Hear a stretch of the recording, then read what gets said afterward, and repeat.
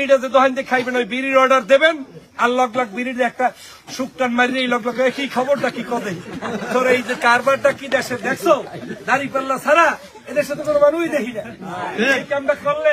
ঝালকাঠি ১ আসনে জামাতে ইসলামের প্রার্থী ডক্টর ফাজুল হকের ৭ জানুয়ারির রাতে দেওয়া ভাইরাল বক্তব্য এটি। ভাই হয়তো কোনোদিন ইবাদত করার সুযোগ পায় নাই, ওই শুকটান দেওয়া বিড়ির মধ্যেও যদি সে ওই দাড়িপাল্লার দাওয়াত দিয়া আল্লাহর দ্বারে কবুল হয়ে যায় এমনও হইতে পারে।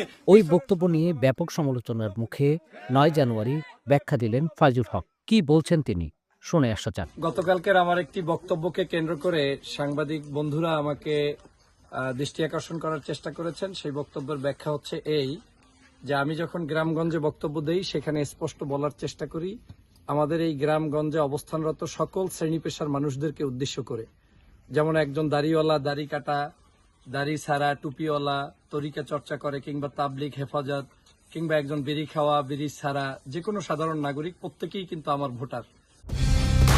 কালার এক্সপার্ট, জর্জ স্যাপ এবং মাইল্ড অন হ্যান্ডস টেকনোলজি সমৃদ্ধ অরিক্স ক্রিস্টাল ওয়াশ আপনার লন্ড্রি এক্সপার্ট।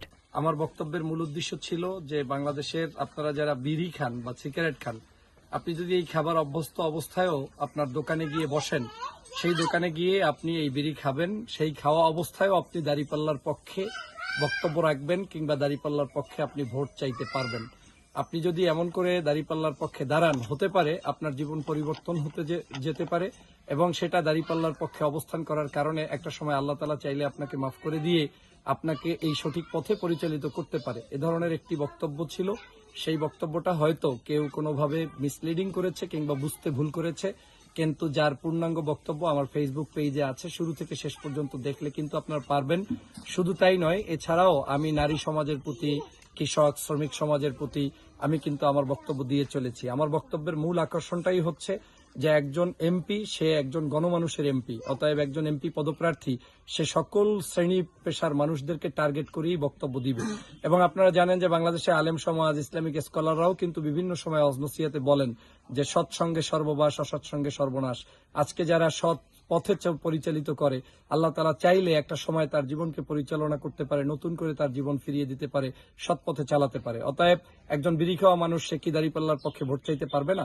একজন বিড়িওয়ালা মানুষ সে কি দোকানে গিয়ে দাড়িপাল্লার পক্ষে ভোট চাইবে না? সে কি আমার ভোটার না? সেই জায়গা থেকেই আমি বলেছি যে আল্লাহ চাইলে ওই ব্যক্তিকেও আমাদের পথে পরিচালিত করতে পারে, ভালো করে দিতে পারে।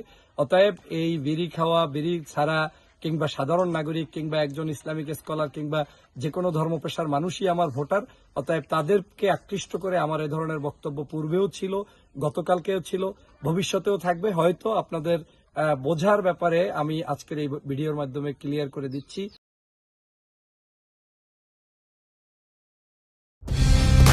কালার এক্সপার্ট, জর্জ স্যাপ এবং মাইল্ড অন হ্যান্ডস টেকনোলজি সমৃদ্ধ অরিক্স ক্রিস্টাল ওয়াশ আপনার লন্ড্রি এক্সপার্ট।